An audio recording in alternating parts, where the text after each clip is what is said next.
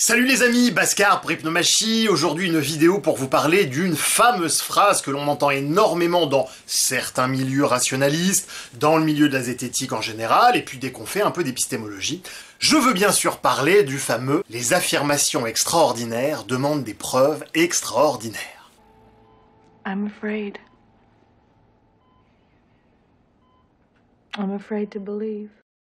Alors, en soi, c'est une affirmation qui n'est pas inintéressante. On va éviter de faire une énorme logique sacrificielle, de pointer du doigt ce truc et dire « oh, c'est nul », etc. Non, c'est une assertion qui est intéressante, qui est extrêmement limitée, par ailleurs, qui dispose de nombreux points faibles, mais qui a aussi des points forts, c'est ce que nous allons voir.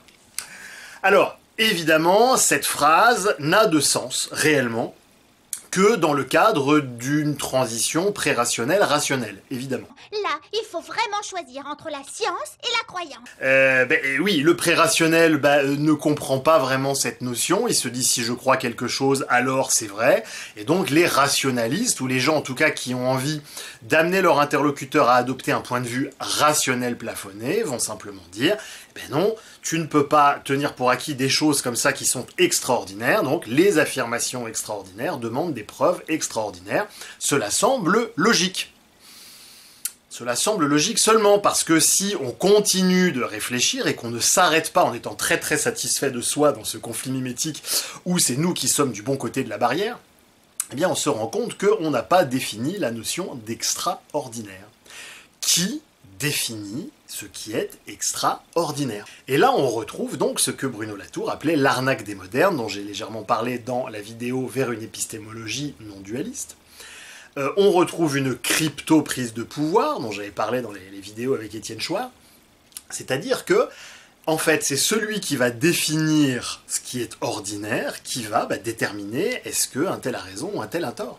Je vous rappelle que dans certaines sociocultures, parler avec les morts au petit déjeuner est quelque chose d'absolument normal. Esprit, es-tu là? Si tu es là, frappe 2 fois. Bon apparemment il n'y a personne, c'est pas grave, j'ai laissé un message. Dans ces cultures, c'est ça l'ordinaire pour ces gens-là. Donc en fait, qu'est-ce que ça veut dire? Parce que bien évidemment, qu'est-ce qui définit ce qui est ordinaire? C'est la socioculture dans laquelle nous vivons. Ce sont la somme de nos habitudes, de nos habitus, et ça justement, c'est du domaine de l'anthropologie. Et une erreur que font énormément des gens qui brandissent cette sentence comme ça, sans se rendre compte du fait qu'elle est éminemment relative, c'est qu'ils disent en réalité, si jamais cela va contre ma socioculture, alors j'ai besoin de preuves parce que c'est difficile à digérer. Et si on écoute encore un petit peu au-delà, qu'est-ce qu'ils disent? Ils disent, ma socioculture consiste pour moi en un certain nombre de repères qui me rassurent, et toute assertion qui s'éloigne de cette socioculture me fait peur.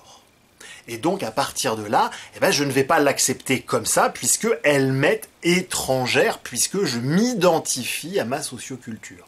Et c'est vrai que si on n'a pas un minimum de pratique de l'anthropologie ou de l'hypnomachie, c'est extrêmement difficile de se rendre compte qu'on est en fait totalement identifié à des allants de soi de sa socioculture. La population de ce pays est restée trop longtemps endormie.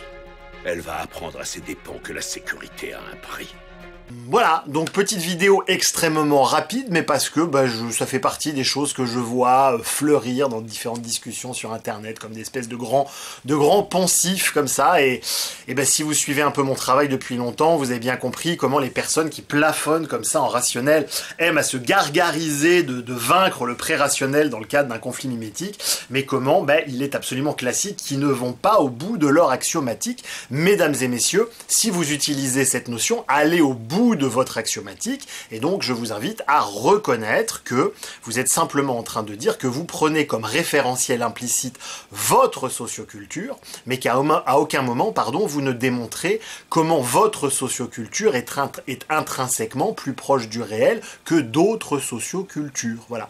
Ça a un nom en anthropologie, c'est une forme d'occidentalocentrisme, d'ethnocentrisme, et vous savez quoi? Si vous êtes fan de rigueur intellectuelle, c'est un biais cognitif. Ah! Voilà, petite vidéo rapide dans la série Hypnomachie pour les nuls, parce que ce soir encore, sur la page Facebook, je viens encore de trouver ce poncif qui est dégainé comme ça, de façon extrêmement facile, extrêmement rapide, comme si c'était le fond du fond de la réflexion, alors que ça n'en est que les petites classes, voilà.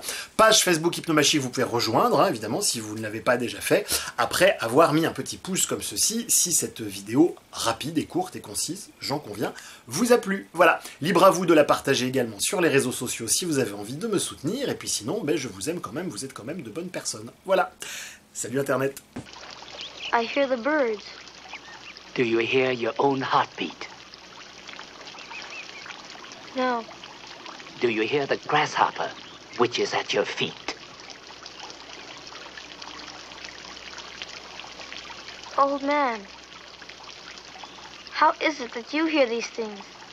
Young man, how is it that you do not?